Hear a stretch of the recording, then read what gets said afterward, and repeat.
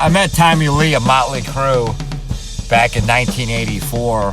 It was the spring of 1984, so I was 13 years old. And my first rock concert was OZZY Bark at the Moon tour, and Motley Crue opened up. And I went with some friends of mine from school. One of my buddies, Double D, his mom worked at a company that had suites up at Joe Louis Arena, so she put in the request for some tickets, and me, of course, Double D, his mom was responsible for getting the tickets, and my dad drove us down there, so to Joe Louis Arena. We were all 13 years old. A couple of us might have been 14, but I know I was 13.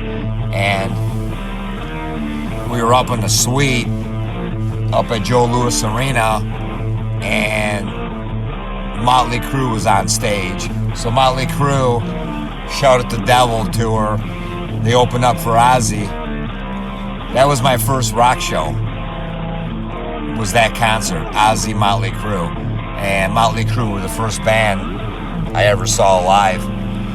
So they did their set. It was great. I was a big fan. Had a couple records. They only had a couple records. They had Too Fast for Love and Shout at the Devil. So I was a pretty big fan. And I really liked Tommy Lee, the drummer. So he's somebody that, I was inspired by. Peter Criss, why he became a drummer, Stuart Copeland and Keith Moon, and of course, Animal from the Muppets, which was inspired by Keith Moon, I found out later in life. But Tommy Lee was somebody when I was in my early teens, I really admired and I liked. So OZZY was on stage, Bark at the Moon, with the band, and we were up in a suite, and it was dark, and I looked over to the right, and about 3 suites over, there was a guy that was leaning against the railings, long-haired guy, black hair, real skinny, thin, young guy, and I kind of knew who it was by looking at him, and it was Tommy Lee.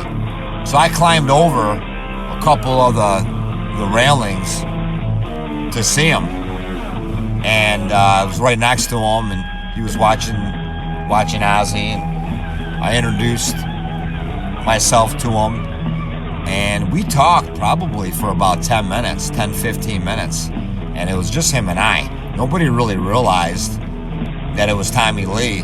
My buddies were doing other things, and I just went by myself, and I climbed over those railings, and I sat there and talked to him. 10 minutes, 12, 15 minutes. I had a $1 bill in my pocket. He had a pen. He signed it for me. Can't find it now. That was over 40 years ago. But we talked. I told him I was a drummer, and he told me to keep playing. And I don't remember all the conversation, but I do remember that part. He said, just keep playing. So I would say, after the 10, 12, 15 minutes, kind of looked over inside the suite, and it was Vince Neil, and looked like he was taking a bunch of whiskey bottles from behind the bar at the suite. So to make a long story shorter, they were both escorted out of the suite at Joe Louis Arena, and they were in the hallway. So I jumped back to my suite, went out the doors, told my buddies, and there was a little bit of a crowd, probably 15 people. My buddies and a couple other people that were there in the hallway as they were escorting Tommy Lee and Vince Neil. I told Vince Neil I had all the records, and he looked at me and started laughing and said, "So what?" I was 13. I wasn't real tall, so he wasn't that much taller than me as a grown adult.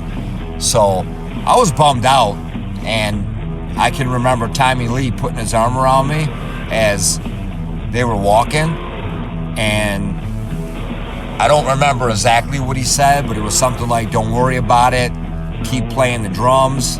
You're going to do good. Don't worry about it. Meaning, don't worry about what Vince Neil said, because, you know, it hurt my feelings. And that was it. They went into the elevator with security, and that was it. So that was my encounter with Tommy Lee and Vince Neil of Motley Crue.